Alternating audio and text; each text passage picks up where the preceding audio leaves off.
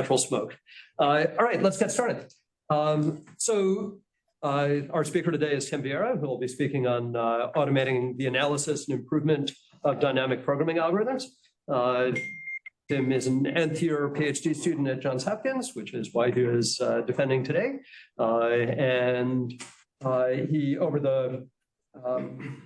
He has a couple of dozen published papers, a lot of work that wasn't in this thesis, ranging over many topics involving his original interest was reinforcement learning, and he knows a lot more about it than I do. But then he was doing information extraction for a while before he came here, and has worked on parsing finite state methods, many topics in search, including the nub of what became the Gumbel softmax idea. Somebody got it off his blog, and it's very popular. And the stochastic beams. That was stochastic beams. Yep. So a bunch of stuff around search, but his dissertation is almost all unpublished work. I guess one's published. Well, one is accepted and not published. No, one's published. All right, the search one. Yeah. Yep. Okay. But there's going to be a bunch of papers that come out of this as well. So I should just say, on a personal note, it's been super fun working with Tim. It's been a real pleasure in conversation, not just with me, but with everybody else in the lab. He's very generous with his time, and he has a terrific ability to move back and forth between big picture and the details. So on the big picture side, I think what Tim is really after is really understanding everybody and understanding everything and sharing that understanding with everybody. Just getting a grand unified picture of everything that's going on, but at the same time, he's a real craftsman with the details of his code and his typesetting. The typesetting.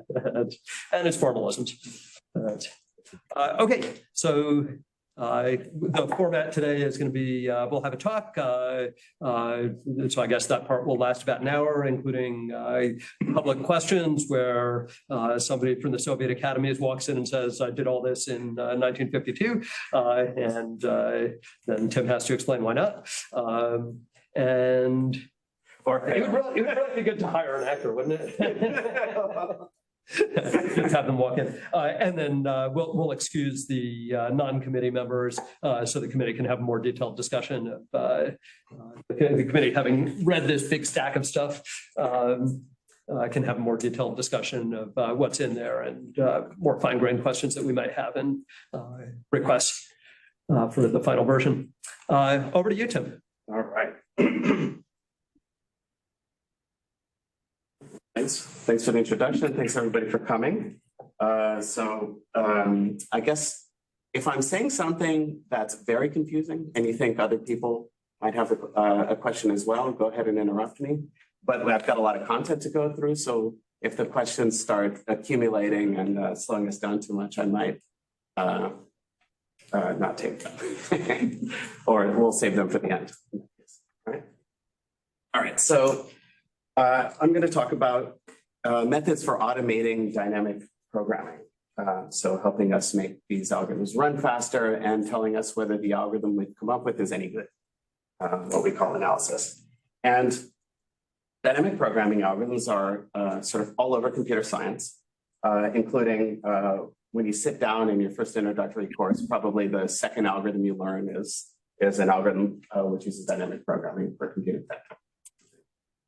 And as you work through your CS education, you'll learn about these optimization problems like shortest path and scheduling problems. And you're still dynamic programming even in your last year of your computer science education.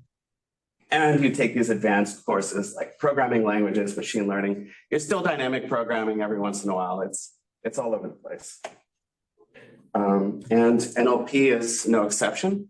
NLP might like dynamic programming more than all the other disciplines, because it's just a good fit for the kinds of hierarchical structures we see in language. And so when you come up with a new linguistic formalism, such as finite state transduction, you're going to see a dynamic program mess around with parsing, you're going to see dynamic programs, translation, semantics, and shallower methods like information extraction and shallow parsing as well. All dynamic. Every one of these citations here has at least one dynamic programming algorithm in it. And so as an applied computer scientist, somebody who makes algorithms, I've noticed that me and my colleagues tend to spend a lot of time as follows, right? We'll have an idea, and generally it doesn't take all that much time to have an idea, but it takes a fair amount of time to formalize that idea, write down some equations for like what you want to compute and whatnot. And then we'll disappear for weeks on end, trying to implement the idea correctly and just get the code working well enough that we could run it on some real data and figure out whether our idea was good, whether our formalization of the idea was any good. And the moment of truth arrives and you run it on some real data and maybe your idea didn't work. Brian, I think you were telling me that you were struggling with some code recently. So yeah, the writing code takes a lot of time. And when it doesn't work, you might have to spend time at each of these different levels, tweaking your code, tweaking the formalization of your idea. You might even have a bad idea. So I'm wondering if we really need to work this hard. So now I want to take you on a little bit of a case study, where we go back to 1996, and to set the mood, I'm gonna remind you. In 1996, everybody was obsessed with the Macarena. My source for this is Wikipedia, which noted the Macarena as one of the notable events of 1996. And I want you to pretend you're a bright young Michael Collins, who's a big name in natural language processing. So Michael Collins in 96 had this great idea, or maybe he had it the year before, that he was going to publish one of the first papers on probabilistic dependency parsing. Jason, says he had this idea in 94. But no, but that's not what I was going to object to. I was going to say Mike thought of it as context-free parsing with head annotations. Yeah. He conceptualized it. He still had phrase structure. And that was actually important to his model. Yeah. And so Mike sat down and he worked out some equations. I don't expect you to understand what this gibberish means here, but you will hopefully by the end of the talk. These are a mathematical formalization of like what you need to compute in order to do inference in a probabilistic dependency parsing model that he was proposing. He probably wrote tons and tons of C code. I haven't seen his code, but I can only imagine how much code he must have written to implement this model. And fortunate for him, it worked. He got this paper out. It's a nice paper, good read. But then you fast forward 3 years later, and a young Jason Eisner doing the Macarena, but he downloaded it on Napster, because that's what was going on in 99, according to Wikipedia. I might be making up the Macarena part. Jason and his Giorgio Sada took the exact same mathematical specification. They found an algorithm that computes it with one factor of n less, so in n to the 4, which is a considerable speed up for longer sentences. They wrote a paper about it. And this paper not only sped up Collins's algorithm, but they proposed a little tweak to the formalism, which admits it's a simple tweak, and it admits cubic time parsing, which was great. And tweaking the mathematical formalization here allowed them to come up with this parsing model that can be parsed faster. And so it's sort of won out over time. You don't see a lot of people implementing this model. People will implement this one nowadays. Okay, so let's go back to our pyramid. Oh, sorry. Speedups like this one are not uncommon. I've collected a list of NLP papers where somebody has published an algorithm, and then many years later, speedup was published, often by the same authors, but not always. So there's the one we just saw. But there's this kind of a long list here. Even CKY, which is the parsing algorithm that we're all taught in our Intro to NLP class, has a little speed up that very few people know. If you are paying very close attention in Jason's class, it flashes up on one slide and he quickly moves along because it's a little detailed, but it affects the bound. And for large enough grammars, this can be 300 times faster easily. Of course, it can make it arbitrarily better because it's an asymptotic difference. And so one of the big questions of the thesis, probably the biggest question in the thesis, is whether or not we can automate these kinds of speedups and possibly more extensive set of algorithms that can be sped up. All right. It's also the case that often researchers will analyze their algorithm and they'll come up with an analysis which is too loose. So their algorithm is fine, but the running time that they think it has isn't as good as it actually is.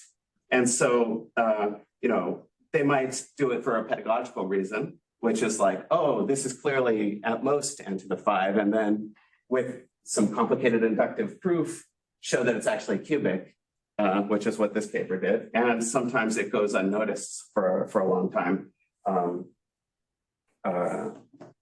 is only refined many years later, like in this paper. So I want to help researchers automate the analysis of their algorithms and to provide reasonably tight bounds, often as good as we would come up with by hand, with great effort. All right, so there's going to be some skeptics in the room, which say that these dynamic programming algorithms are a bit old school.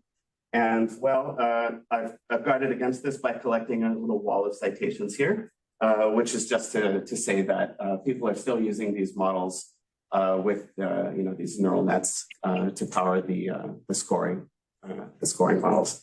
So there is one here, this Kim et al. Paper, which is particularly cool, where they used the dynamic programming type model as a structured attention mechanism. So it's an attention mechanism over all of the trees, tree structured attention, which was pretty neat. A little different than the other ones. And lastly, neural networks benefit from some of these speedups as well. Very similar stuff. Here's some keywords that you could look up, which are very similar speedups that you'll find in TensorFlow. Like somewhere in the TensorFlow code, there will be a tensor contraction order optimizer if you look far enough. All right, so back to the pyramid. I want to see if we applied computer scientists. On the methodology development, that means the method are supposed to generalizable to different application, different scenario. So to validate this hypothesis, I have. Sorry. Oh, maybe it was, okay. So I want to see if we can rebalance how we're spending our time. So if we can melt away this part of the pyramid and replace it with a pyramid that looks more like this, where we spend less time tweaking the code and working out the algorithms. So the dream is that we can provide a specification in a programming language that looks like the kind of specification to write in math. And we can just hit go and get an algorithm, hopefully an efficient one for free, and the algorithm will execute. So it's sort of in declarative programming, you have effectively an executable specification rather than an algorithm that you have to provide all the low-level details for. You've probably used a declarative language if you're a coder, something like SQL or regular expressions, integer linear programming solvers like Garobi and Cplex are also good examples of declarative systems. Oh, SAT and SMT, other good ones. Okay.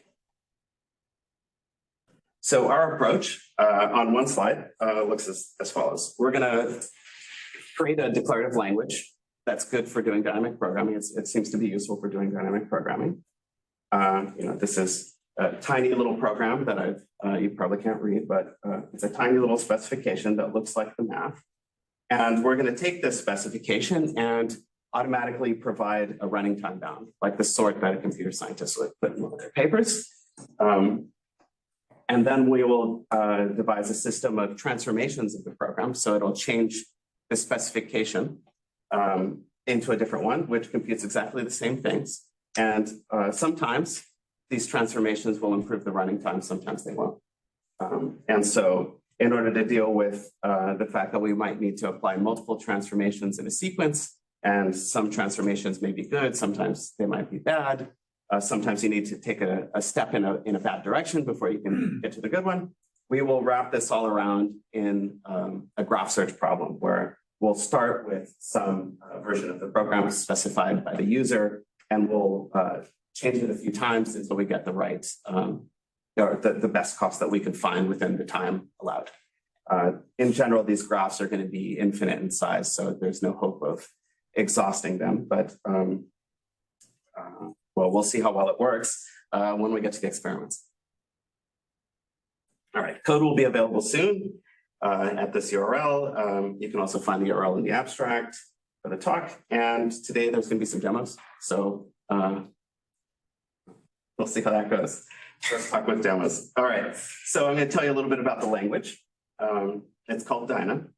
It was it's going to be what's inside the nodes here.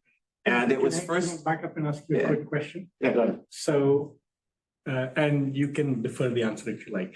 So, like, the way you're presenting these optimizations, you're mostly focusing, first of all, on worst case kind of analysis. Worst case kinds of analysis. And also, you're mainly thinking about computation, but not about I/O and things like that.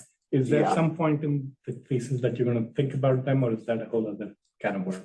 Well, that's a great question. I think that we'll hit on it a little bit later when we talk about how we designed the experiment. Okay. And that might be a better time to address that. Okay. Yeah. All right, so this language was created in 2005 here at Hopkins. Jason is on this paper, and it's probably why I'm working on this language. But I want to very quickly throw in a disclaimer that I'm going to be talking about version 1 of the language today, not version 2. When Matt defends, you'll hear about version 2 at length. But the Dyna 1 language is a subset of Dyna 2, so all the things that I do for that subset should transfer over. And well, more on that later. All right, so the language, I will introduce with some examples. The simplest example is the following. We have an item that's called A, and we're incrementing its value by 1. So we have a rule that says A plus equals 1. And over here on the right, I'm going to tell you what this program means, so what it computes. This little pink set of brackets is, they're called semantic brackets. It's a notation used in programming languages to say, like, what's the meaning of this chunk of thing? And so here the meaning of A is it has a value of 1. So in general, the meaning of a program is a mapping from these items, so these names like A to values. If we add another rule, then, well, we just add the 2 values that are contributing to A and get the value 4. The order of the rules doesn't matter. It'll give you the same equation, and because plus is commutative, we can also define items in terms of others. So here we've defined B to depend on A. And well, we can write out some equations. Let's say what the value of B should be. It should be 8. We can also do something pretty cool, which is to define an item in terms of itself. And so when you do this, we see that B is on both sides of this equation, so we have to solve it, right? In order to solve this one, you need a little bit of algebra, but you should end up with 16. What about an item like X? Well, I don't see any X's in my rules, so I'm going to define that to be 0. It's just a choice. In Dyna 2, this would actually be null, but here it's 0. Okay, so let's do a few more interesting things. 0 is because you're using plus equals, right? 0 is because I'm using plus equals. So I can define rules that depend on these other items that have structured names. So these are little like named tuples. You can think about D1 as like your Excel table. You have the D column, the first cell, or something like that. So these structured names allow us to write patterns to sum over all of the Ds. So this N is a variable. So this is what it means. We're going to sum over all the n's. This capital N is a notation that's borrowed from Prolog, which is a logic programming language that's quite old at this point. I think it's 50 years old now.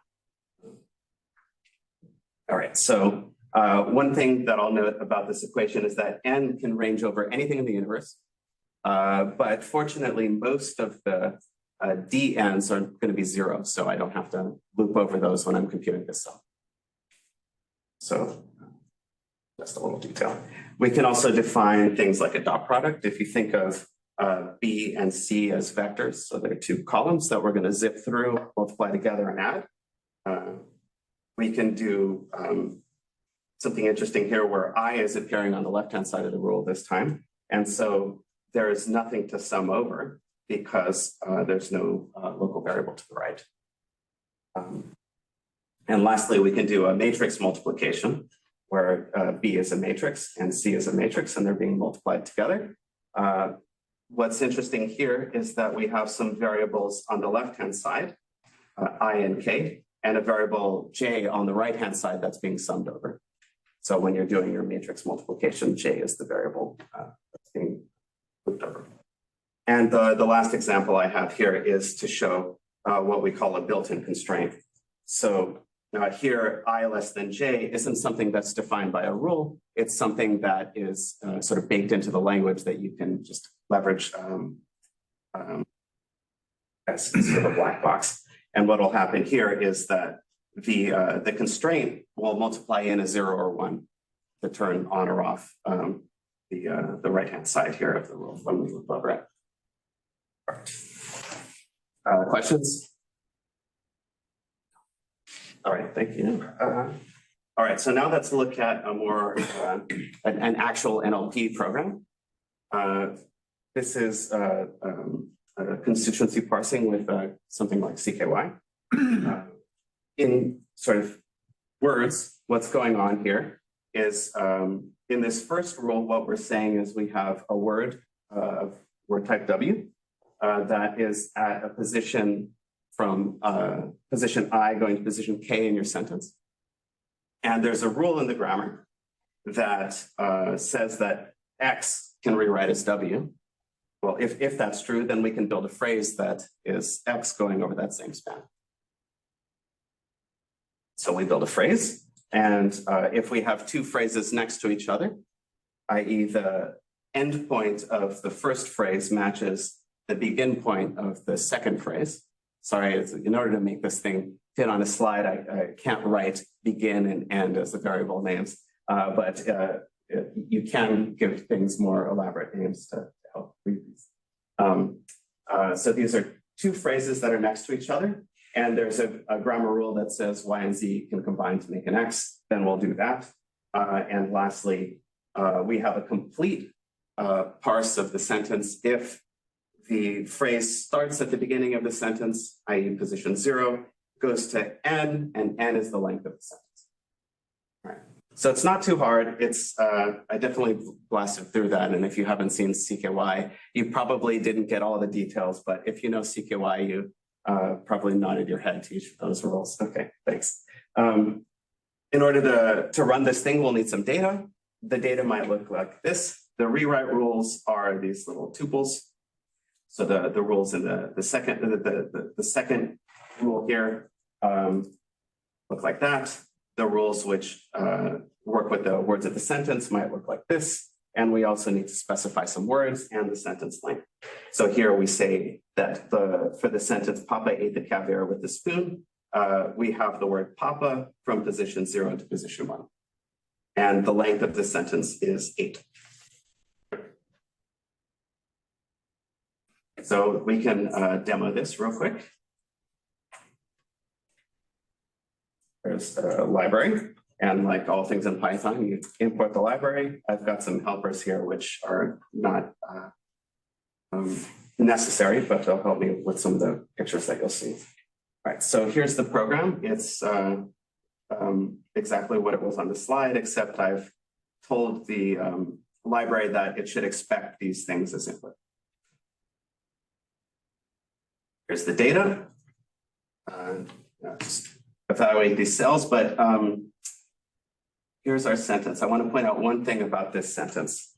Papa ate the caviar with the spoon has two syntactic parses, at least under my grammar. The ambiguity here in the parse is whether or not the caviar has a spoon inside of it, or whether Papa is holding a spoon when he's eating the caviar. And so what's going to happen when we run this program, because we are using plus and times, is we're going to count the number of parses of the sentence. And when we do that, we should see that there are two. Okay. And when you're writing one of these programs, one of the things that's really helpful is to use some visualizations to inspect whether or not you believe that the value was computed correctly. And so the library provides some utilities for doing that. This kind of picture that we're looking at here is called a computation graph. It's sometimes called a packed forest in some literatures. And we can look at what's going on here, and we'll see that the font is probably too small to read, but we'll see our words over here combining with the rewrite rule to build a phrase. We'll see two phrases over here combining to make a bigger phrase. And we can check various things like the 5 matches this 5. Annoyingly, the visualization doesn't preserve the order. That's on my issue tracker to fix. But right, so we have basically a provenance for where this value 2 came from. Another neat thing that you can do is you can take this computation graph and you can sort of unfold it to see the individual derivations of the values that are contributing. So I said that there are 2 parses. Well, here are the 2 parses encoded as derivations under the rules of our program. So you can inspect here and you'll see that at each point, one of the rules that we wrote is being instantiated to verify that this phrase is indeed buildable. So you can go in and, I should eventually put like a little tooltip here that says which rule it was, so you can check it. Right? Being able to look at the derivations has been very helpful for me when I'm checking my rules. Previously, I was always looking at pictures like this, and I find this a little bit harder to figure out where the ambiguity was. So if I have too big of a value, I want to know why.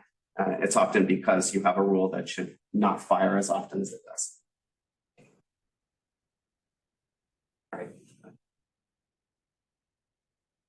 But the advantage of this picture here, where the things are a little bit more packed together, is that you can represent exponentially more derivations than this picture here, which has unfolded them. So you might want to only enumerate the best derivations. Unpack them, because unfold is going to be unpack them. Unpack them. Yeah, that's I'll rename the function. Can you remind me? Yeah, call it unpack. Thank you. Cool. Yeah. All right. So that's our first demo. I should point out one nice thing about the Dyna 1 language is that the values being combined don't have to be real values. They don't have to be integers or anything like that. They can be anything that provides a suitable plus and times operation. And in the thesis, we give a bunch of examples of things like sets being multiplied together with a suitable definition of multiplication of sets. It's fun stuff. My favorite semi-ring is the semi-ring of sorted lists, which is something that I learned from one of David Chang's papers. It's a lovely, my favorite plus and times operation, personally. It's quite abstract, but great. All right, so one mathematical requirement of the plus and times operations is that they have to form a semi-ring. If you don't know what a semi-ring is, it's just some requirements that, plus behaves like a plus operator should, and times behaves like a plus operator should. And nothing weird will happen. And distributivity, right? Distributivity is the main one. You can relax some of these conditions on semi-rings, We'll go into that. Semi-rings have a history in NLP. They're used as an abstraction, which allows you to basically take the same code, something that looks like this, and then just plug in your own plus and times operation, and interesting things will come out if you change what you pass in, but you don't have to change the code. So you could take the same code for CKY and run it with ordinary plus and times, and you'll get out a total probability, assuming you specify the rewrite rules to have probabilities as their weights. You can get the maximum probability, you can get out a k-best list, expected values, gradients, entropies. It's all a lot of fun, and I was tempted to write an entire dissertation on semi-rings because I love them so much, but I've limited it to one slide. There's probably 30 pages or so in the thesis about semi-rings that you can look at. But yeah, I'll try to contain my joy for semi-rings. I'll point out that Dyna 2 doesn't have this restriction of semi-rings. You can do some pretty wild things with your values. You can do more than just plus and times them. You can run them through sigmoids, and that lets you implement things like neural networks, which is probably of interest. So be sure to check out Dyna 2 as well. But we're not going to look at that today. So, all right. So how do we solve these programs? The sort of default method that we use, we have others, is called forward chaining. And I'm going to, hopefully this is a good enough explanation. We'll see. I'm gonna illustrate how forward chaining works by just running it. And hopefully, so if there are some questions, please let me know, because it's not exactly an algorithm animation with enough arrows and things, but let me know what you think. All right, so I'm gonna take our program and the data. I'm gonna smush them together into one program. And I'm gonna iteratively run an algorithm that's gonna essentially apply the rules to a guess of what the solution is. So initially, I'm gonna assume that everything has the value 0, and I'm going to apply the rules, and there might be things that aren't 0 after you apply one iteration of the rules. And then I'm gonna do that again and again and again until no values need to be added. And so there's no new values when I apply the rules, so things stabilize. It's not a guarantee that it stabilizes, but we'll get to that in a second. So the initial guess is called the chart. That's probably a terminology stolen from parsing. Other authors might have different names for it. All right. So here I am showing. Sorry, the first iteration here, which is just going to load the input data into the chart. No rules fire, so the input data just gets loaded. But then we look at that first rule, which builds phrases from words, this sort of base case in CKY. This rule starts to fire, right? We see that because word is in the chart and this rewrite is in the chart, they can combine to build a phrase, right? Currently, there are no phrases being built, but after we apply this rule, we see that there should be some phrases, and so we add them. Right? If I evaluate this cell, we'll see that some of those phrases are now in the chart, but now more rules are firing. The rules from before continue to fire, and some new rules fire. So here we have a phrase, which is a noun phrase from 0 to 1. That's Papa, right? And we have this verb phrase that's right next to it, 8. So that is saying that we can build a sentence from Papa 8, right? So that's a sentence. It's just an intransitive verb here. So there's like a mini sentence inside of our sentence. That's what the parser is saying. Okay, cool. If we run this some more, oops.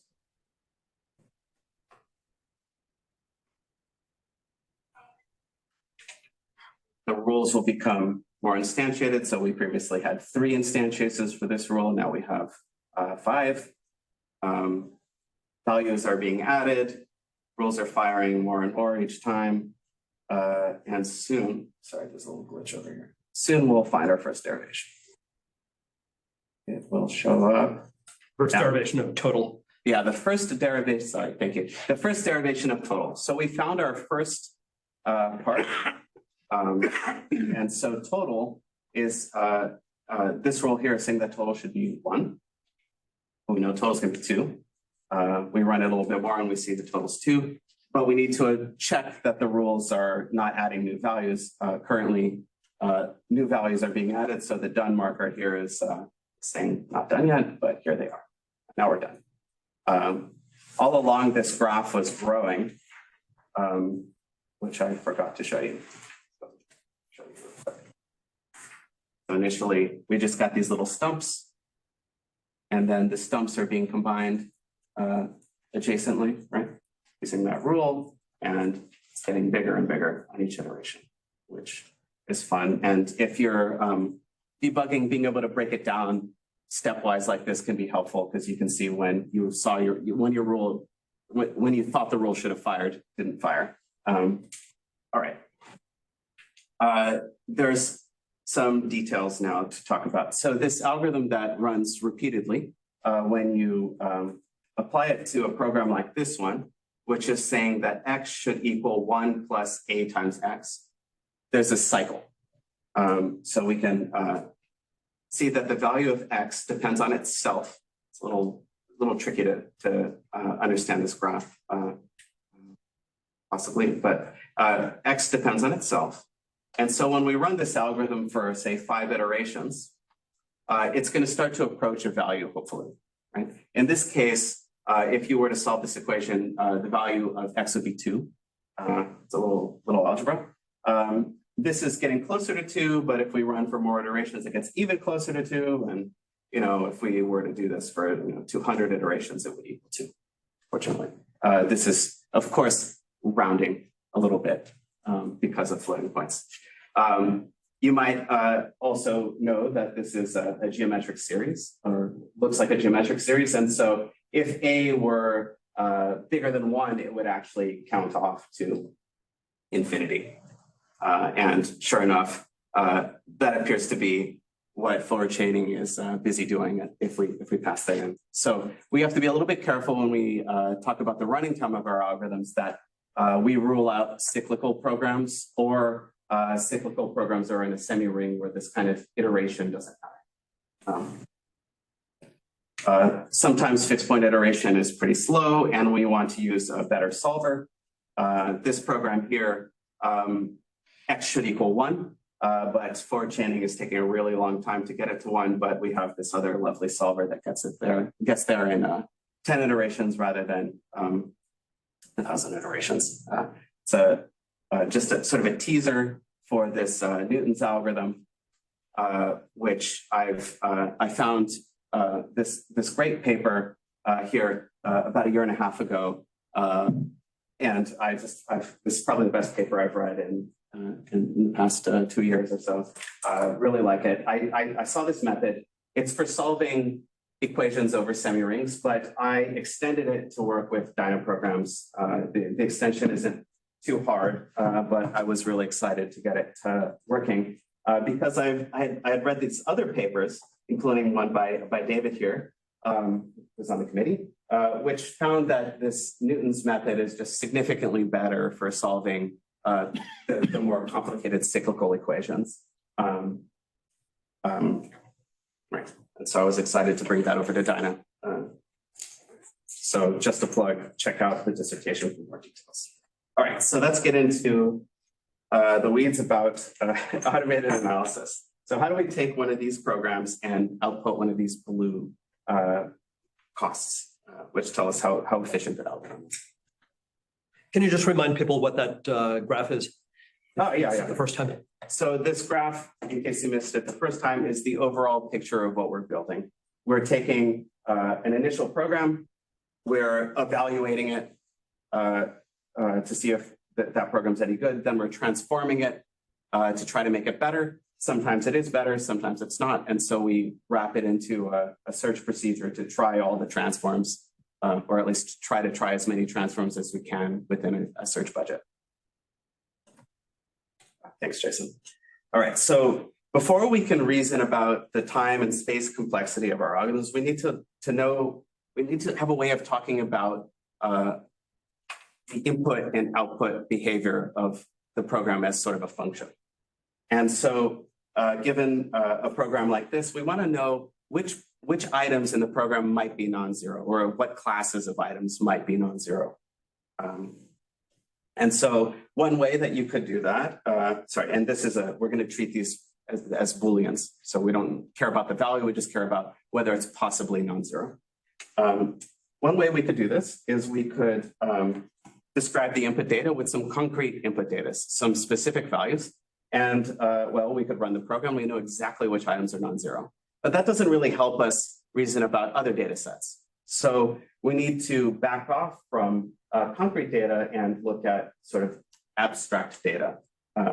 So here, what I've written is a small program that you could use to generate synthetic data, right? And if I were to plug in some specific values, sorry, let me step through this. What's going on here is I've written a method to generate synthetic data, and it has some parameters for the different types of the variables in the program. So here I have 3 types, K, W, and N. K is going to represent the symbols in the grammar. The W is going to represent the words that could appear in the sentence. And N is going to represent the positions in the sentence. So it's like an integer, right? And these other 2 might be sets of strings. Hopefully they're all finite, but they're not necessarily finite. And if I were to take this program and feed it this data, then I would generate data that looks a lot like this, right? In fact, it would generate these rules and some more. But that doesn't help us all that much because that would just be telling us about another concrete data set. So we want to reason about the input symbolically rather than concretely. One other fun thing that we can do is we can specify the input a little bit more precisely using mathematical relationships. So we could say that the word also has a constraint here, not just these little types, but we could say that K is I plus 1. So it would say that we always advance one word at a time. For the purposes of the example, I'm going to use a simpler relationship between the positions in the sentence, which is just that I is less than K. This is just to make the example easier and fit on a slide. It requires less knowledge of arithmetic. So the way that we're going to do this reasoning symbolically is we're going to need some rules that tell us how these constraints combine with one another. So that way I don't need to check whether I is always less than, in order to reason about I being less than K and whatnot, we need rules of how less than works. And so the way that we encode this in our system is with propagation rules. This one here says that if I know that I is less than J and J is less than K, then I must be less than K as well. So it's a conjunctive kind of thing. We also can derive contradictions because I can't be strictly less than itself. And we open up this system to users to specify things like, if you're a B, you're also an A. So that's a kind of subtyping relationship. It doesn't help us on this program, but this rule would. It says that the set W and the set K are disjoint.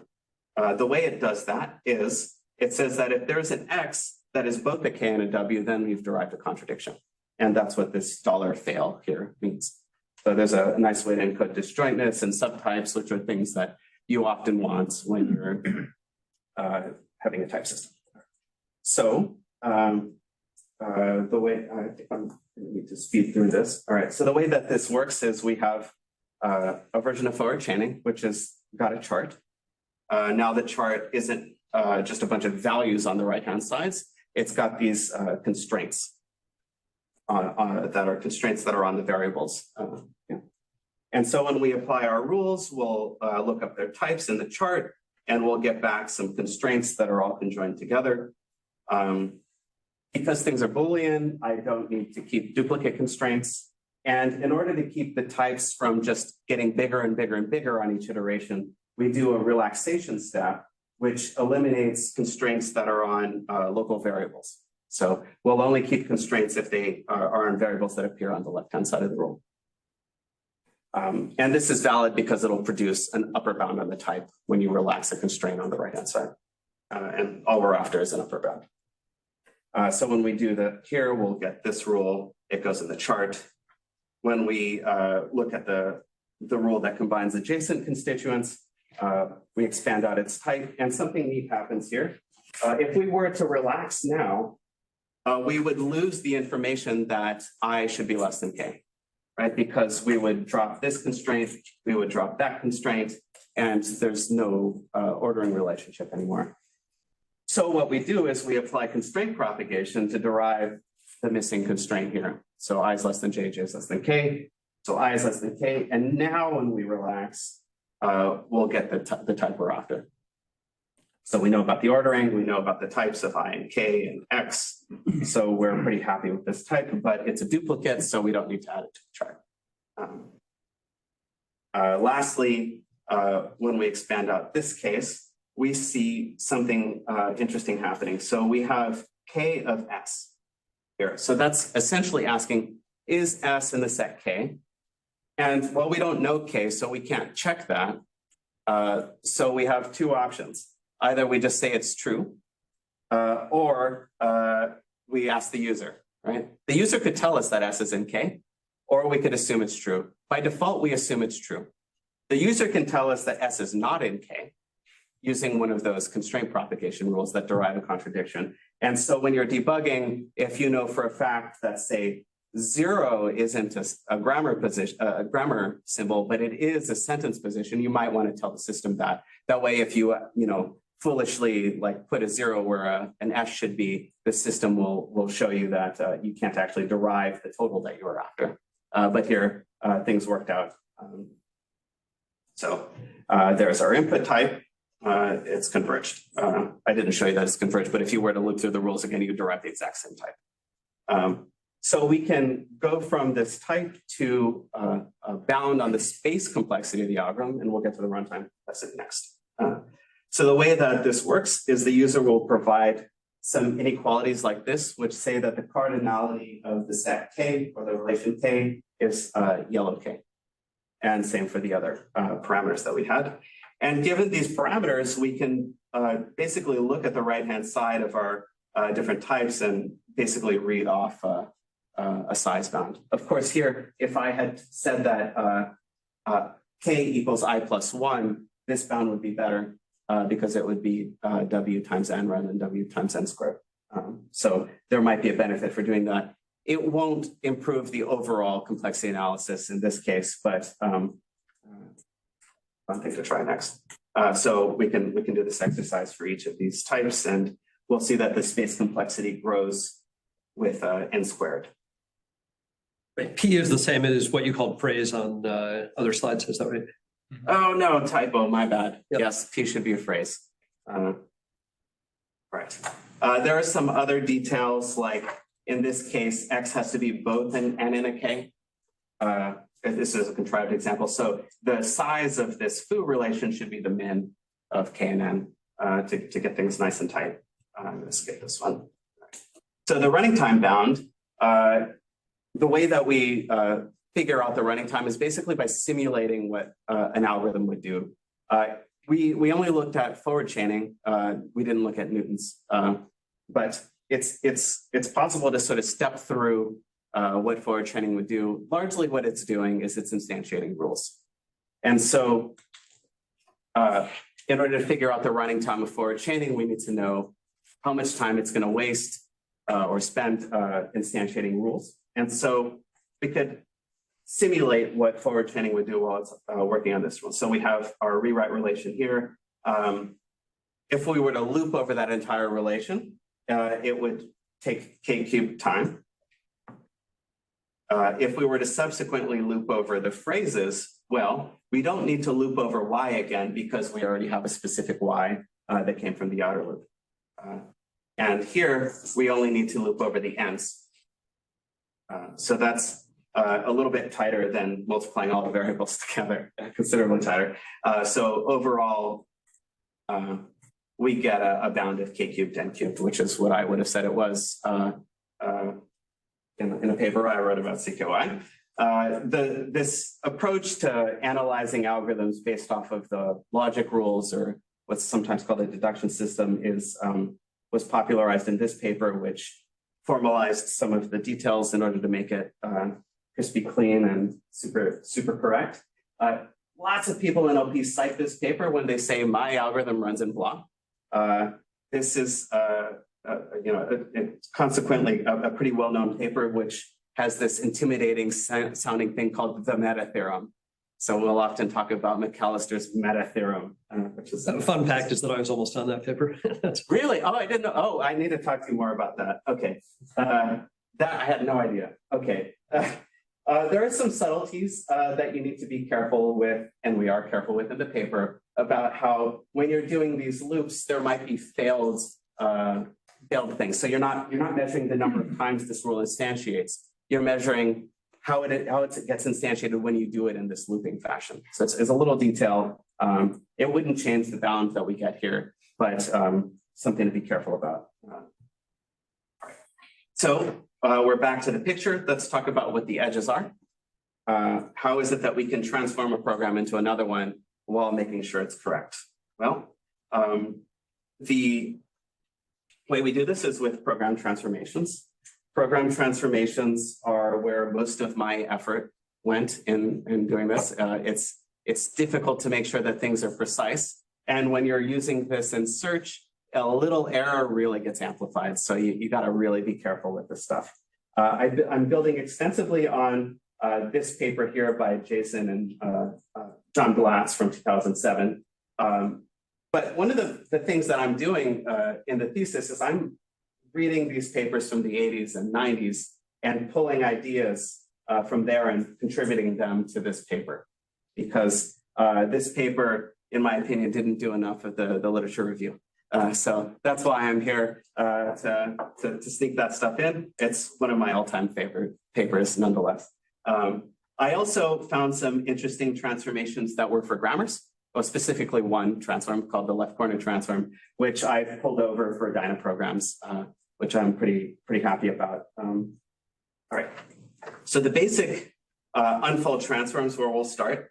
This one dates back to 84, and it's in this Eisner and Blatz paper. It's really simple. The way it works is we'll take a program like this one, and we'll identify a subgoal, and we'll replace that subgoal essentially with its definition. So we'll expand Q out, sort of FOIL style. Right? So we apply the distributive rule, and we replace that top rule with two rules.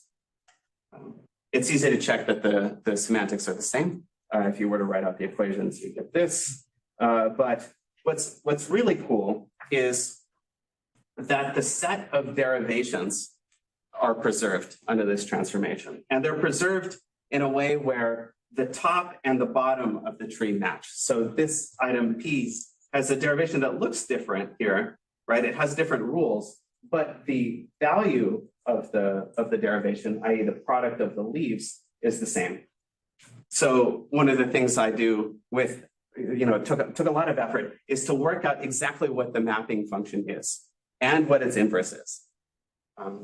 And so this was missing from all of the papers that I read, including the unweighted logic programming cases. And studying the value preserving mappings is how I'm able to prove fold and unfold are correct, as well as these generalizations of fold and unfold that I work out later. There's a mirror image transform for unfold called fold, which just does the same thing in the opposite direction. So rather than picking a subgoal, we pick a set of rules that are going to be replaced by one rule. So you think of fold as replacing a rule with a subset of rules with a single rule. So one application of folding is to take this program here, which runs in n to the 5 time and computes something like the total weight of all length for paths in a graph, something simple. If you were to write out the semantics, you'd have these 5 sums. And if you sat down and, thought about it for a minute, you could realize that you can push these sums in, right? And that's exploiting distributivity. So that's the key semi-ring property. And what's nice about this version with the sums is that you can reuse the sum when you're putting this in sort of a looping strategy, right? And so that allows us, if we encode that in Dyna, we just have multiple rules that define these intermediate quantities that I'm calling rest here, just as it's an arbitrary name. The running time here is significantly better. It's n squared time. You might recognize this kind of strategy of rearranging the summations as being the junction tree algorithm for inference in graphical models, or the join order optimization in databases. It's the same thing. There's a problem that you might see in TensorFlow, which or the neural net library, which is called a matrix chain multiplication ordering problem. All things that are well known, and I have little to add other than, hey, it shows up in your programs all the time, so let's leverage those optimizations to make our algorithms run faster. And people will often write things like this and just overlook that they could write this sort of uglier program that competes the same thing more efficiently. All right, so we can go over to see CKY in action. There's our unfold, our length path. So CKY, here's our rule. The way that we get the CKY speed up, it's actually really simple. What we're going to do is we're going to take these sub goals right here, and we're going to just create an intermediate item called temp, which allows us to sum the y variable and the j variable separately. And so that's all we need. The program's a little bit uglier, but it has that improved running time bound. We can feed in the input type, and we can see this. Thanks to SymPy for giving me nicely formatted math. Great, right? So we've got our speed up, the asymptotic one. Does it actually help? I don't know. No, it doesn't. Why might that be? Well, it's because I ran it on a really tiny grammar. If I were to run it on a bigger grammar, then maybe the bound would matter, right? So let's do that here. My processor is a little bit busy, so this is running a little slower than usual. I actually generated the synthetic grammar the way I suggested we might when I was talking about the type analysis. And here, yeah, we get, it's statistically significant. So because this is green, right, under a Spearman rank correlation test, which I run automatically for you.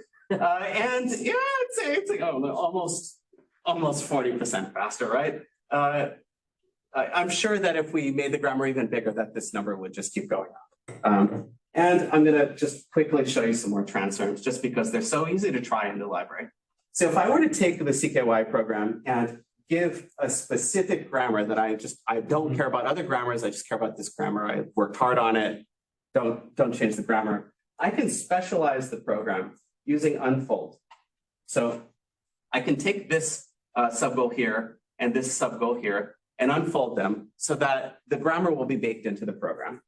And it's really easy to do. It's I don't expect you to know what all these things mean here, but it's very little effort on my part to specialize the program to the grammar. Here it is, right? We don't see that rewrite as being multiplied in there anymore because we've already done that ahead of time. So we see that these rules have all those symbols baked into them. And if I were the rewrites all had they all had weight 1, yeah. And so you eliminated that. Yeah, that's what actually this did here. So the ones constant folding. Yeah, constant folding. Thanks for the question. I'm glad you asked. So if I were to run this one, we get a more modest speed up. I should have run it on the synthetic grammar, but we're definitely running over time here. All right.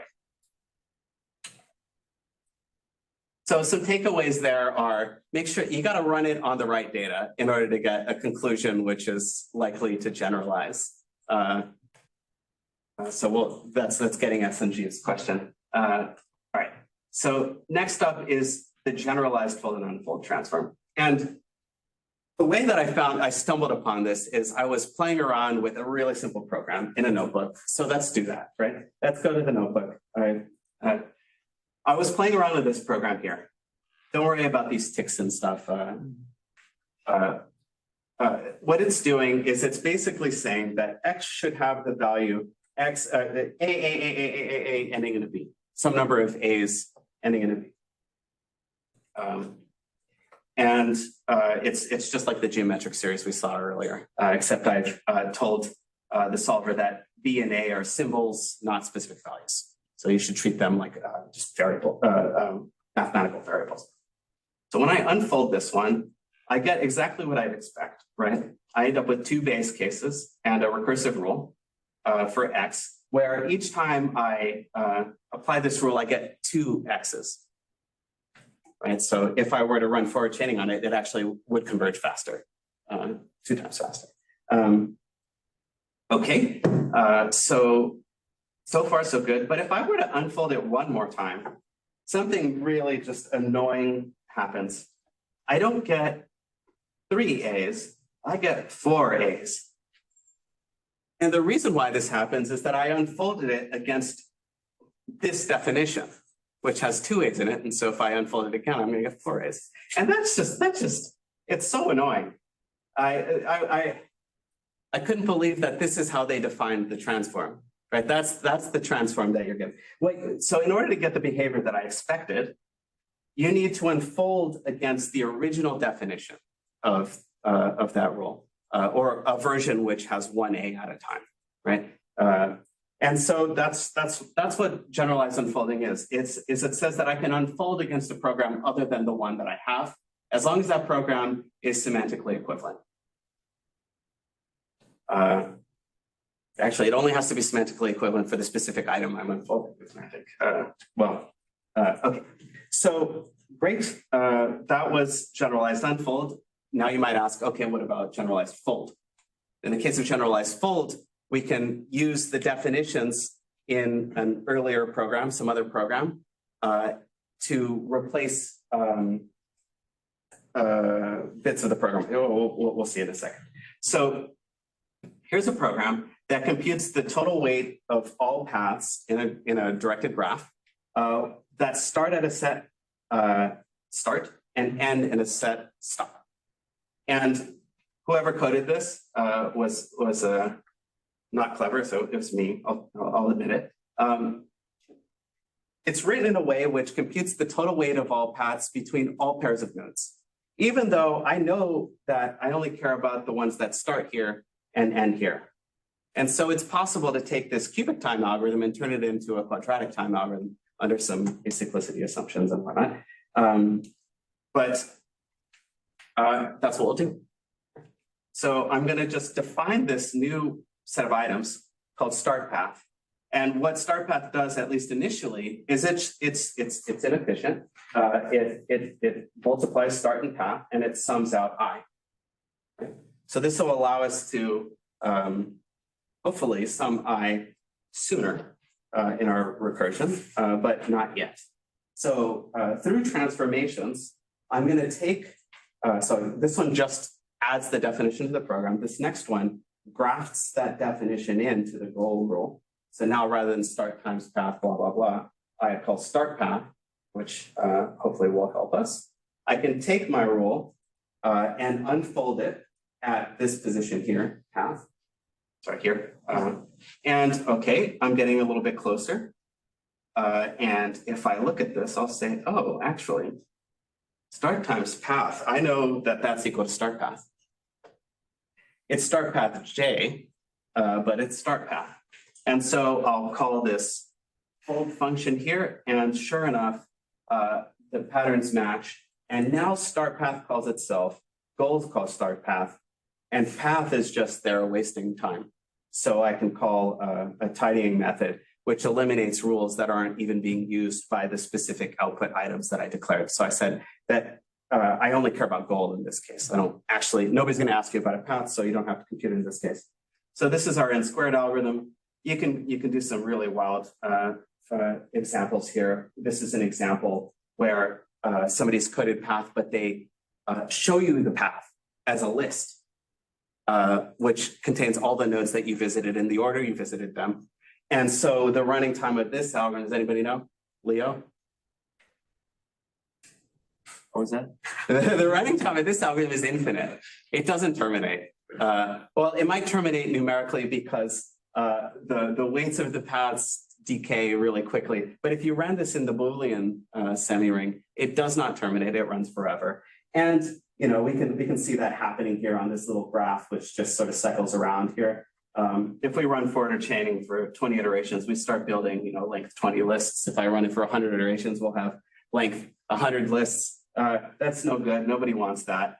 But this is a totally reasonable way to define path. Mathematically, mathematicians do this sort of thing all the time.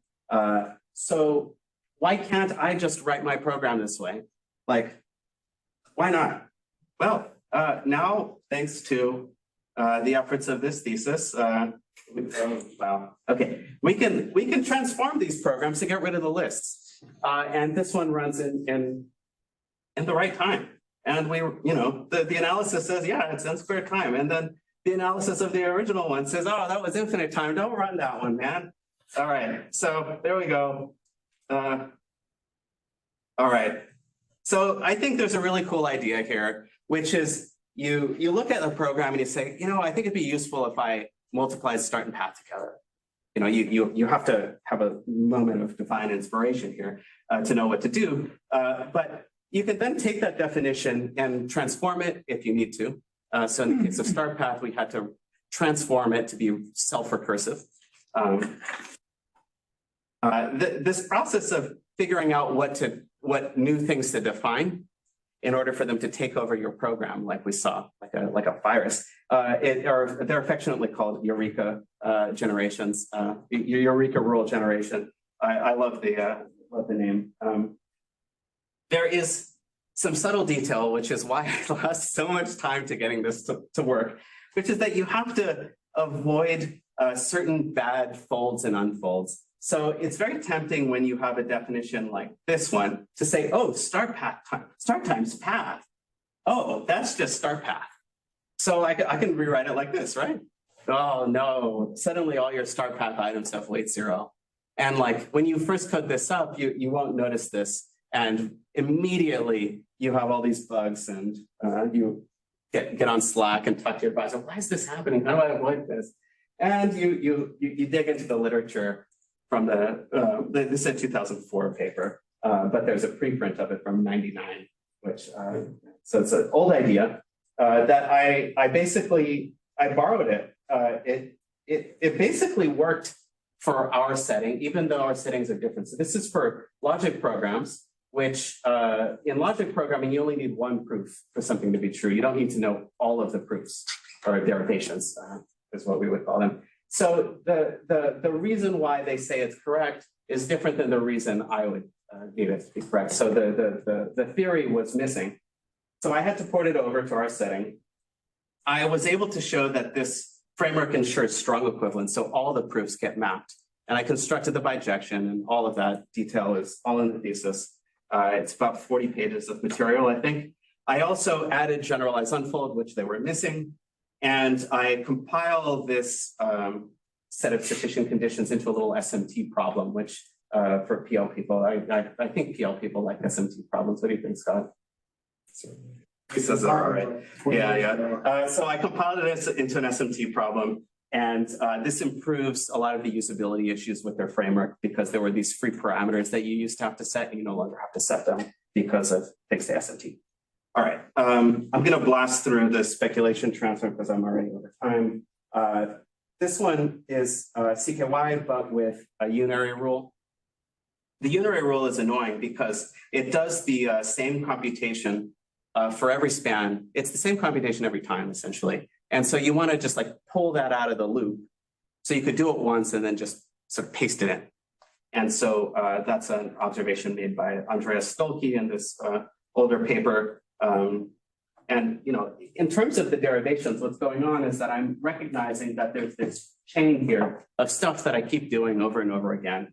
And so I would love to just yank it out and, you know, put it in stash it in an item that I've already computed so I can reuse it next time just by multiplying it in. I don't expect you to understand all this stuff here, but after you do this transformation and you do a simplification of the program, you end up with something really simple.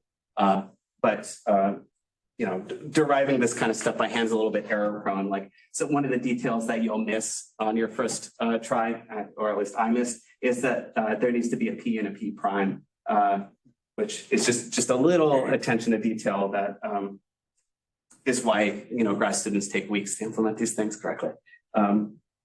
My contribution to speculation, which was first proposed in this Eisner and Blatt's paper, is to study how the derivations change. So this interpretation is new.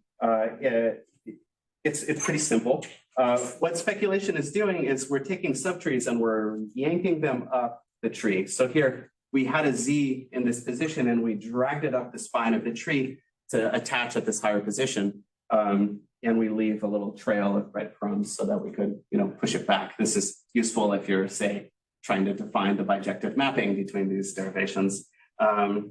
Similarly, I found a connection to the grammar transformation called left corner. Left corner does the same thing of lifting up subtrees, but it additionally transposes the recursion. So left recursion becomes right recursion, which if you're a person who cares about recursive descent parsing, this was like the holy grail of transformations on your grammar because it makes it parsable with a recursive descent parser, yada, yada, yada, saying cryptic things so that I sound smart. Right? Okay, so the one thing that I think is that I really love about left corner is that it works top down. So you say which item you want to yank the Z out of rather than yanking them from downstairs like speculation does. So speculation has a tendency to build far too many items when you run it. And so you need to do all sorts of subsequent transformations to clean it up and get this top-down behavior. Whereas left corner just sort of gets it from the get-go. Right, so program improvement. We've set ourselves up to be able to talk about this graph already, right? So this is gonna be really short. The nodes are programs. The edges are program transformations, like the ones we talked about. And the costs are gonna be derived from the automated analysis technique. And so we just throw these things into a graph search algorithm. We use best first search because it allows us to deal with the fact that the graph is infinite, right? So for in an infinite graph, when we're going breadth first, it would take a long time to find the good things, right? So we had a prioritization function to say, oh, you should spend more time on the things that are currently looking the best. So that's all it really says. But we do have a backup that runs FIFO just to make sure that good programs that need to take a bad step before they become good don't get starved. So cost functions, Sanjeev's question. Why not just run the code or something like that? Because that would tell us about IO efficiency and things like that. It's a good idea. And something I'll probably be asked to do in my revisions, but I didn't do it here. And one of the reasons why I don't personally like it is that you have to specify specific data. And as we saw in the notebook, if you don't specify the data right, you get sort of the conclusion that you don't want. Like I want the algorithm with the good big O bound because I'm kind of a theorist. And so, if I were running it and I got the worst algorithm, at least in the asymptotic, I find that to be a bad conclusion. I'd say that that's overfitting to the example. Right? And so finding the right input data to run it on requires some thought. And I'd rather run on more programs and spend less time figuring out the data. It's also really, really slow. We saw forward chaining take like 12 iterations of that tiny example. And we saw abstract forward chaining conversion 3 steps, right? That was really fast. So I'd say that, there's a considerable speed up by just using the analytical bounds. And under certain assumptions, you can actually compute the bound if you assume your program has a single type by just counting the number of variables in the rules. And this, it's almost free to compute. And so this is what I used in the experiments.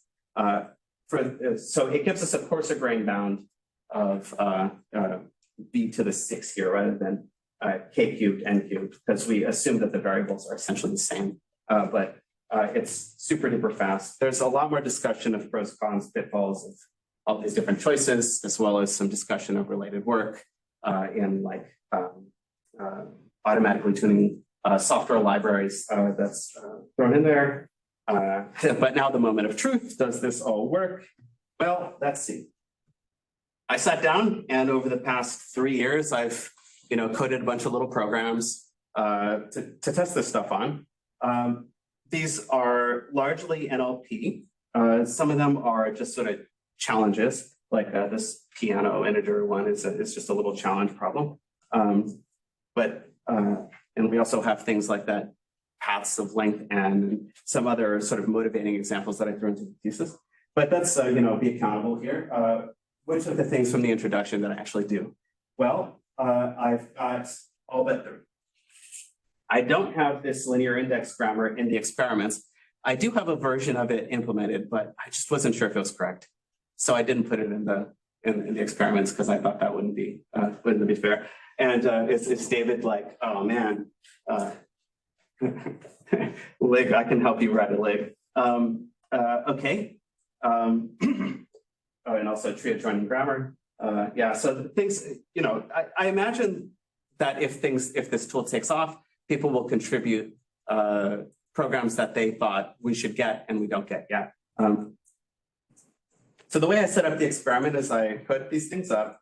They were inspired by this list, right? So I can, for each one of them, write down what I believe to be the best possible running time. So this is just the exponent in that running time bound, which I call the degree. The programs aren't generally optimal when they start. And I can tell you here how much time we spent searching in seconds. These are generally pretty quick. 2 of them, however, did not work within the time budget. So I gave it a minute and couldn't find a solution. This one here is an example from Eisner and Blatz. The reason why it doesn't work is because it requires a speculation action.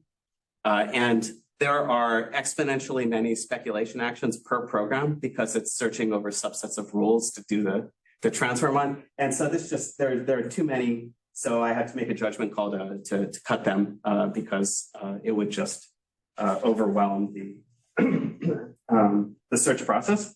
But interestingly, there was this other starting point program for the exact same program that is in a published paper by Mark Johnson, where he manually applies fold and unfold and writes a paper about it. So, I mean, I'm doing something non-trivial here if, smart people are manually doing this and writing it up, right? So it's nice that it just comes for free now. This one is very fast. These running times could easily be improved by a factor of 10 or more by better implementation, faster implementation, not in Python, for example. All right, and then there's this one here, which I believe David can help me figure out how to do this one because he has a programming language called Purple that can compile this one efficiently. What it is it's a version of a PDA which has an explicit stack. So it's like that path example that enumerates the list, but it's a stack. And so I can compile away lists, but I apparently can't compile away stacks with the set of eurekas I have. So in the appendix, I worked out the eurekas I would need. I just don't have a way to propose the eurekas. But oh, one last thing about the Eisner and Blatz paper. If I say, okay, enumerate all the speculation actions on that first program, and then take care of the rest, I get that one, no problem, and it's quick. So a little semi-automation on that one works just fine. So we can save limitations in future work for after, and I'll just thank people. All right.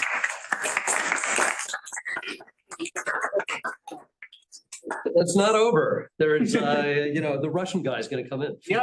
Where is he? All right, we have questions from the audience that's actually here, I'm going to ask including online. a couple of quick ones, and because I do need to leave.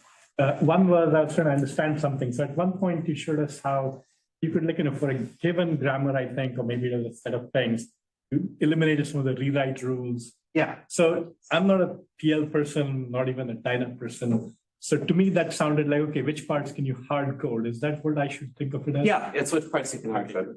Then brings me the second question, to which I think you gave me an answer, right? Yeah. Which is that, like, this folding and unfolding, the fact that you can unfold against some other specification which is equivalent. Yeah. So there are many specifications and so what I'm wondering is whether when you're optimizing for specific grammars or specific things, how big is that space? How do you figure out what, because you could imagine unfolding against many things and trying to find the one thing where some bits are hard-coded, some bits are this, some bits are that, and you get this. It has to be just right. That's why we throw a search on this, is because when I'm doing it by hand, it can be pretty tricky. There are some examples in those logic programming papers, which are pretty neat, where you'll have a program that needs to be unfolded 2 times and then folded once, or folded 2 times and unfolded once. And it's tricky to get that right. And the search space is big. Right. So my question then is, how with normal, optimization of code, you have data, you run profilers, you actually see where you're spending how much time. Yeah. Is there an analog of that where you profile your graphs? Yes, absolutely. That's a great question. So you know how we were measuring the ways that rule instantiated, right? You could actually measure how much time you spent instantiating that rule on some specific data, right? And that would tell you whether this rule is the problem or that rule. And that can help you focus your search in on the slowest rules, for example. And that's like a hotspot profiler. Again, these are naive questions because I don't. I know, I think they're great questions. Thank you. Okay, thank you. Those are all the questions, and I will leave, but only because I have something else to go to. This is very interesting. Oh, thank you. So you're not a Dyna user, you said, but we'll see if we can change that. No, but it's fun. Tim, can I, first of all, I want to make a slight change because I noticed the layout of the room is not quite as it could be. So now we have the experts, with the exception of Hannah, on this side of the room, and then us on the other side of the room who don't know very much at all. So with that preface of not knowing very much, and coming from across the Atlantic to be with you, first of all, I want to say thank you very much for the presentation. And what I mean by that particularly is your enthusiasm for what you're doing, your awareness of gaps and future work and so on, but also the pride in what you have done. And I really enjoy that. Thank you. Thank you. Yeah. So I'm really proud of this toolkit. I poured a lot of love into it. Well, I did show him it's good. So I've got a very specific question, but coming from this side of the room, because you did touch upon this in a number of cases. Yeah. When you were introducing the Dyna explanation and 8 was 1, I could follow it with my engineering background. I could get to 2 and I could get to 8 and I could get to 16. Yeah. And then when you take it further forward, clearly things get a bit more complex. So in what you're doing, there are 2 key aspects as far as I can see. There is improving the time aspect of it, which is clearly what the work is about. But what about the accuracy? And you did touch upon this in a number of ways. Yeah. But if we now go to our own lives on this side of the room, as well as yours, whether it's our washing machines using algorithms and AI, whether it's new generative, not new, but generative AI with ChatGPT-4 and so on. It's the inaccuracies that cause all the mayhem.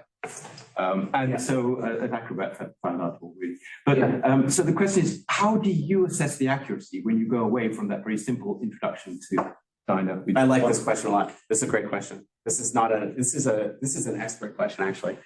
So it's a simple answer. There are 2 ways things can be inaccurate, right? They could be inaccurate because, like, say your grammar is wrong, right? Yeah. If the grammar is wrong or it has the wrong probabilities or something, you might want to tweak the grammar. Yeah. And that's actually what machine learning does, right? Machine learning, uses mathematical optimization to tweak parameters in a program. So you declare certain things as parameters, you can tune them, right? That should improve accuracy. But another kind of accuracy is like numerical accuracy, right? So if you're, adding and subtracting a lot of numbers, you can suffer catastrophic cancellation errors. This is responsible for like missiles not hitting targets and killing people, right? So one thing that you can do automatically, I don't have an approach quite yet for doing it, is you can assess the numerical accuracy of a program using techniques kind of like our type analysis technique, where you abstractly simulate the errors and how they compound as you would hypothetically run the program. And so that's something that you could do as well to address the numerical part of the accuracy rather than the parameters part of the accuracy. So it's really on probability. Yeah. I mean that quite seriously, because I think if we, the second thing I wanted to ask about, we did not answer, but certainly my own university PhD orals are often about the implications in the bigger sense. So the next one, I don't think we should spend any time on now, but maybe this evening or something, is with generative AI and so on. We all know the letter that was published in by Future of Life, 1,000 experts saying, shouldn't we have a moratorium of 6 months and so on and so on. So I guess the question we all in this room should be thinking about, whether it's the experts on this side or us users on this side, overstating it. Wait, so you're going to be a user? Well, is really, what should we do, in terms of, you use the missile going wrong. We have very strict guidelines for nuclear. We have very strict guidelines for drug development.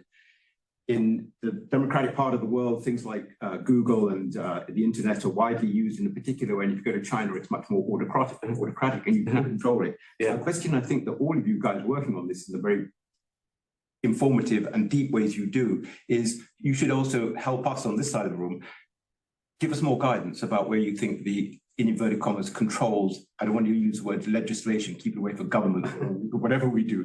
And I don't want you to comment. Yeah, fortunately, I think we're out of, like, we're just making your program run faster. You wrote the program, so if you're doing something bad with it, that's on you. But I'll let you do it bad. I'll do the bad faster. So that's maybe on me. Maybe I should slow down sketchy programs, right? I look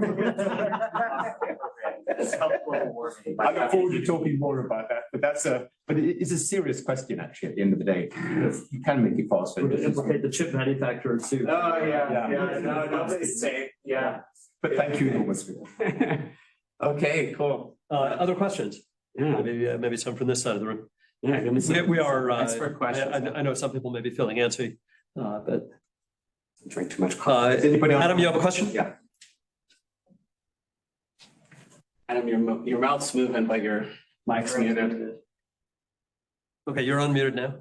I think. Yeah, but you apparently need to speak much louder. Okay, how about that? Oh, yeah. There we go. Is that okay? Okay, sorry, I missed the rules when Jason was talking. My microphone or my headphones were getting the audio as well. So, but I got the beginning of your talk. So, just a clarification question. So, when you were talking about the bounds for the space and also for the runtime, you've been talking about big O. You talked about relaxations when you're computing the space bounds. So, are these strictly upper bounds, or are you giving us like a big theta? Are you giving us the true, when you do analyze a program, are you giving us type bound, even if it's not the best formulation of the program, but for the, and when you do give us the analysis, is it the type bound? Yeah, they're about as tight as they can be on the programs that I have experimented with, but that's just anecdotally. The bounds that I get, they bound something specific that we can measure. So they bound what's called the prefix firings of the program, and we could measure that by running it on real data. And depending on your input types, you can measure, the sizes of the set K and the W and the N, right? So you could conceivably, make a plot of the fidelity of the tightness of the bound compared to the empirical prefix firings versus the bounded prefix firings by plugging in specific values for K and N that correspond to what they are in your data. So it's empirically tight, but not theoretically tight. Well, I haven't done the experiment. I just know that they seem to match what I wanted them to be. I think Adam's question might be, you find that there's some runtime for CKY, which is a worst case bound, but might there be grammars in which you run faster? Okay. The grammar or something. Yeah. Can you say anything? You're only having the user declare upper bounds. Mm-hmm. Is there anything that you could learn if the user declared lower bounds and said this was a decimal? A lower bound is an interesting question. I think Jason might be giving me too much credit. My question was just whether or not, like when you analyzed the n cubed, you were getting really, you were saying that there were grammars for which it would be n cubed. Like you were getting the worst case, but Yeah, so there's definitely both are great versions of the question. The clearly the upper bound that we derive is only as good as the upper bound you put in. So some of that might be on the user for giving us too crude a bound. But the other part is we do have these relaxation steps, which we need in order to get abstract forward chaining to converge. And so some of that inaccuracy could be on us. There are certainly some programs that look, so that explicit PDA program that you saw that I didn't show the actual code for is one where it says that the running time is infinite, but it's actually just exponential. So the running time bounds we get actually, I think, are incapable of producing a bound that says that it's exponential. For example, so any exponential time algorithm, it will say is infinite, I believe. So it's a known limitation there for you. thanks. And thanks for the great talk. Thanks, Adam. Thanks for the question. Are all your bounds polynomial bounds? They are polynomials, so they have plus times, but they also have mins in them and maxes. Those are still poly. They're not quite polynomials. No, I mean, they're in the family of polynomial. Are they? The complexity family? Oh, that, oh, yeah. Yes, Yeah. sorry. That's I thought you meant literally a polynomial. Oh, okay. Yeah, so they are all polynomial, I believe. Yeah. I'd be really interested in future work to try to figure out that, when you run on, say, like quick sort, right, that you get n log n, or that when you run on this PDA program that you have 2 to the n or something like that, right? And that's currently outside of what I know how to do. But really exciting stuff. Any others?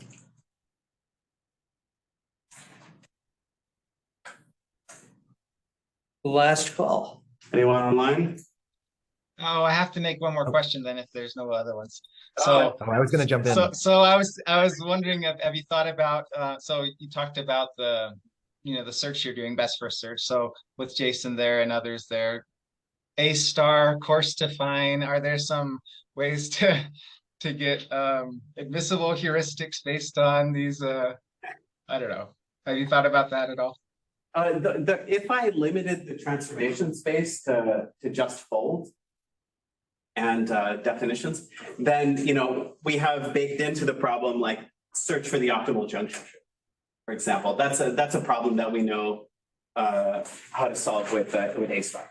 I have some citations in the paper that will actually tell you what to do. Actually, I think it's branch and bound, but the method that they end up with. But I don't suspect that there are very useful A star heuristics. There are some ways that you can lower bound the running time.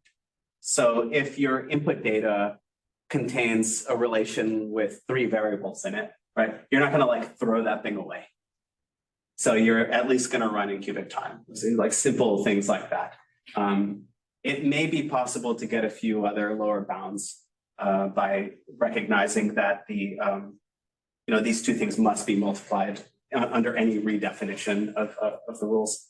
So that might be helpful to have lower bound, but because it's invisible, an optimistic bound. But other than that, I don't have much of a sense of what else you could do. You can, of course, learn bounds like we used to do back in 2011, which are not admissible, but they are effective, and so that's certainly a good next thing to try. So the question. Thanks, Adam. Can I throw in one more question? Yeah. Bring it. I was going to ask, so I have like I was just thinking about how like, if really pushed, I could maybe do some of this analysis by hand. But if I was really pushed to do some sort of like parallel analysis, I'd have to like go read a textbook first and then go do it. So I was wondering, like, is there a hope of like, I don't know, another thesis defense like 10 years from now by someone else, wherein like they're basically kind of like using similar techniques to do these kinds of program transformations and analyses in a parallel setting, like basically like for a GPU or something like that. Yeah, so that's a great question. So the databases community, they also, when they're figuring out how to execute your SQL query or whatever it is on their massive database, they have very fine-grained models of what's going on in a computer. They have models of how many cache misses there will be at all the different levels, how many times they'll have to, spin up this disk and that disk and whatnot. I believe they also have models that work for multiprocessor settings. I don't know for a fact though, but I have encountered a bunch of these papers that have these systems which in the database world, getting the data in the right registers and different levels of the cache hierarchy makes all the difference. The difference between a query taking a day and taking a second by getting the caches just right. And so if they can do it, I think we can probably do it. But that is a labor of love to get right, I think. Yeah. Yeah. What else is there to say? We don't have I don't have a parallel execution strategy in mind, but you would also have to have one in mind, like how you would execute in parallel and get the right answers. Sure. I think that that's probably not too hard to come up with some simple algorithms that do that. And so even if you weren't doing the fine-grained modeling of things, you could at least measure the execution time and optimize for that sort of thing. But getting these details right for multiprocessor parallel stuff probably requires you to have a very fine-grained solver that's going to place the things in the right data structure so that they'll go in the right places in your cache. And that's sort of very fine-grained compared to what I have implemented in Python with very general purpose hash tables and stuff rather than fine-grained arrays and B trees and whatever else databases people use to make their stuff really magically fast. Thanks. Okay, so thanks to everybody for coming to the talk. I guess you should help yourself to additional bagels and things on the way out. And let's thank Tim again for an engaging presentation.